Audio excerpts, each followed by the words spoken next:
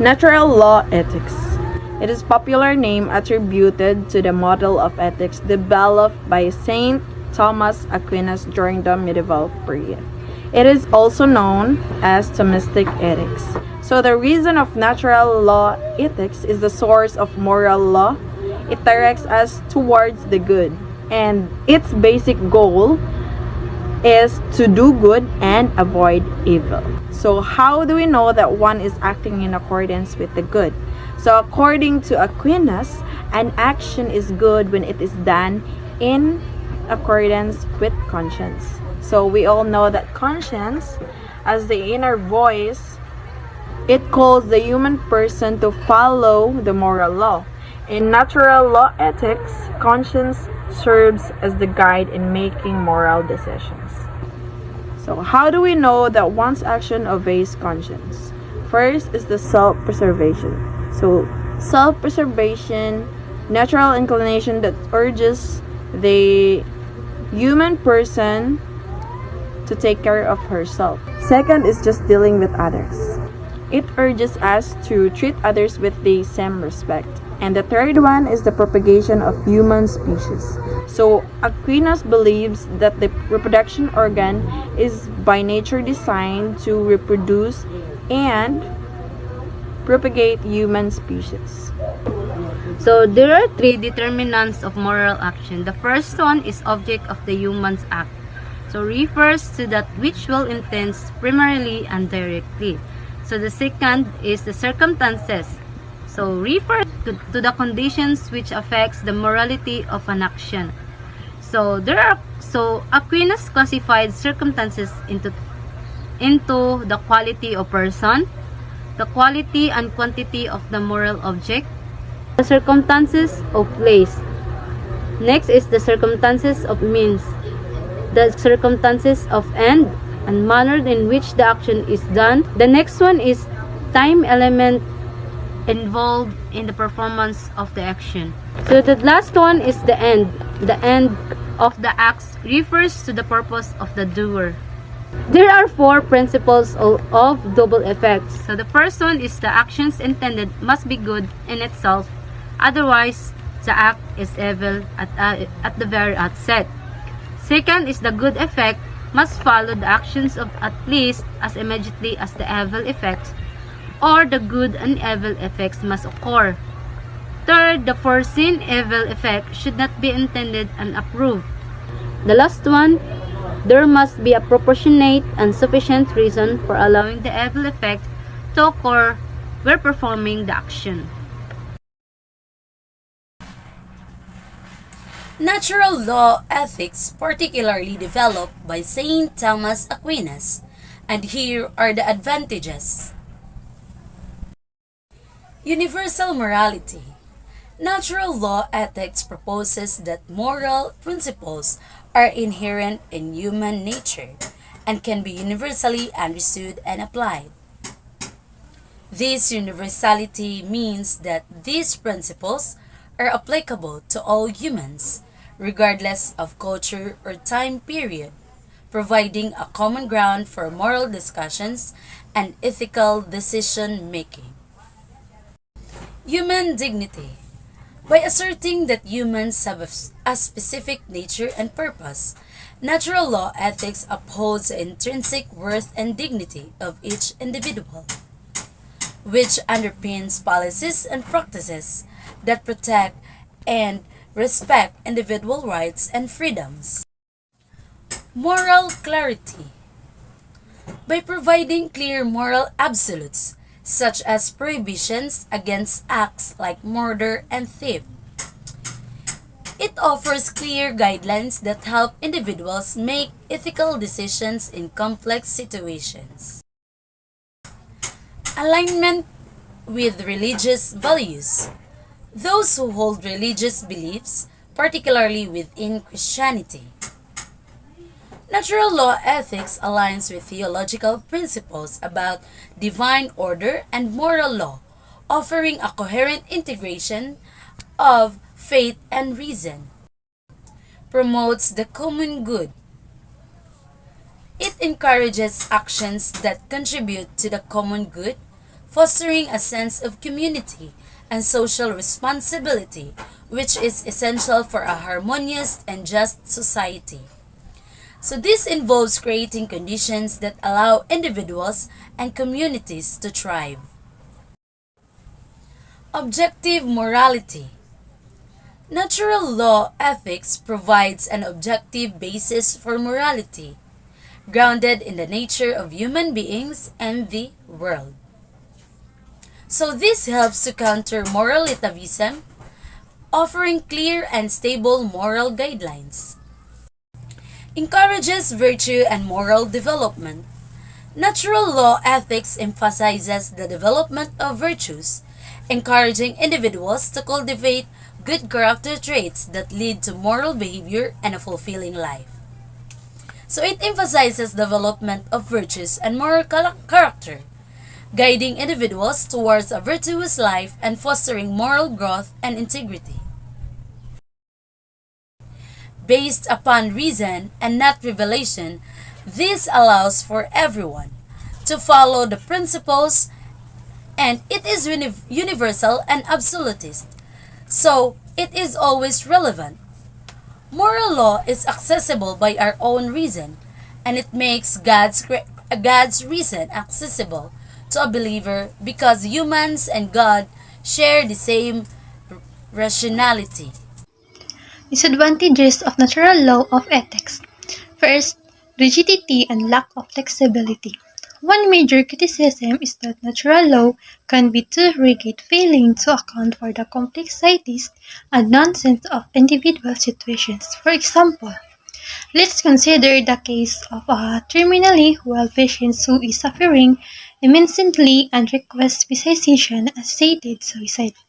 According to natural law ethics, taking one's own life is morally wrong, as it goes against the principle of the sanctity of life. In this scenario, the rigidity of natural law ethics may prevent the patients from having the autonomy to make decisions about their own life and death, even when they are experiencing unbearable pain and suffering. Second, debate over objective morality. The claim that natural law principles are objective and universally accessible is contentious.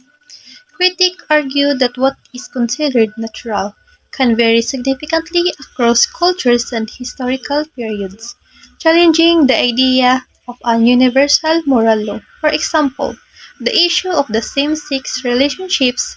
Natural law ethics traditionally views sexual relationship in intended solely for procreation with an heterosexual marriage.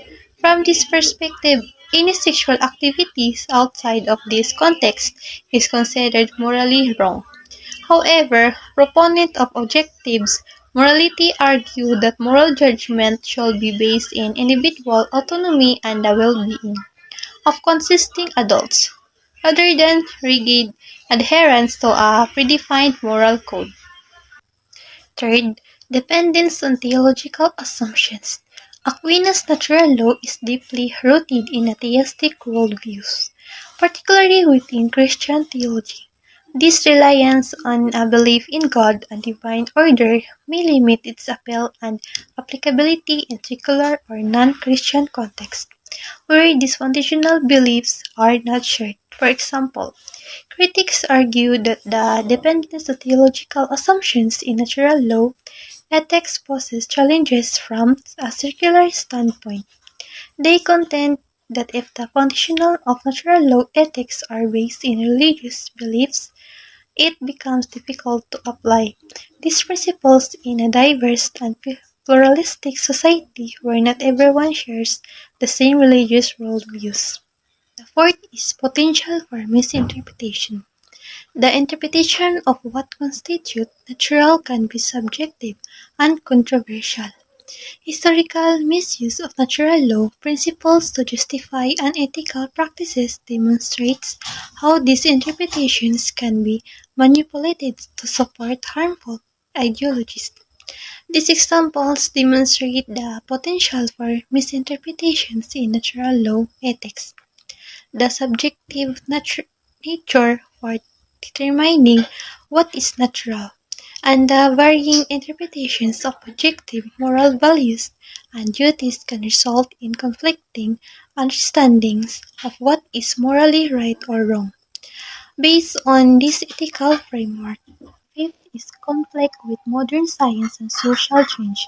Natural laws based in a particular understanding of human nature may conflict with contemporary scientific insight involving social norms.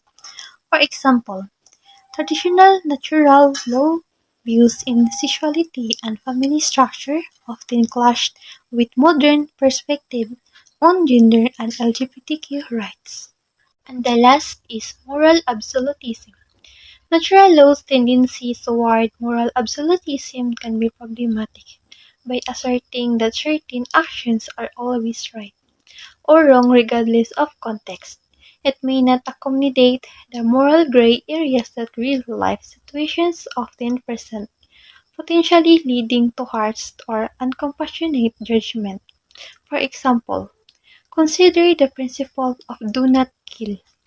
According to moral absolutism, this principle is universally and objectively true, regardless of the circumstances or intentions. It asserts that taking a human life is inherent wrong and can never be justified even in cases of self-defense or war.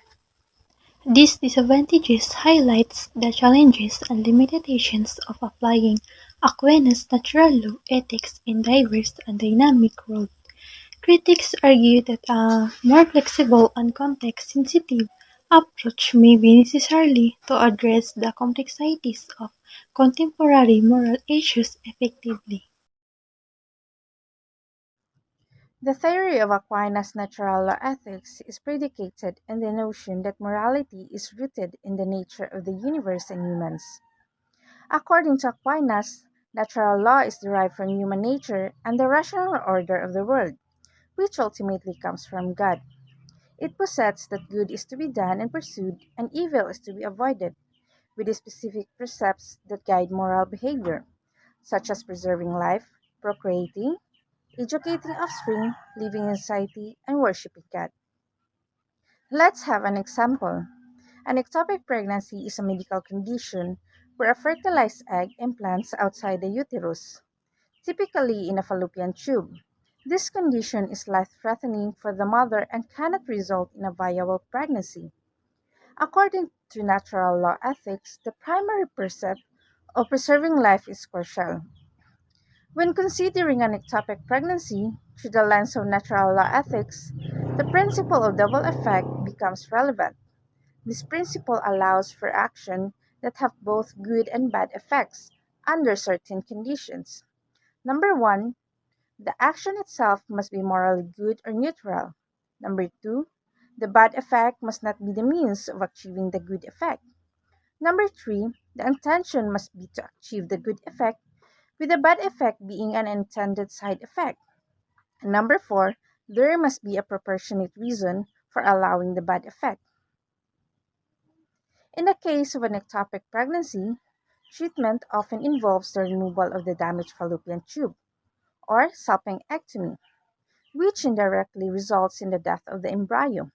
This can be seen as permissible under natural law ethics because, first, the primary action or removal of the damaged tube is morally neutral or good as it aims to save the mother's life.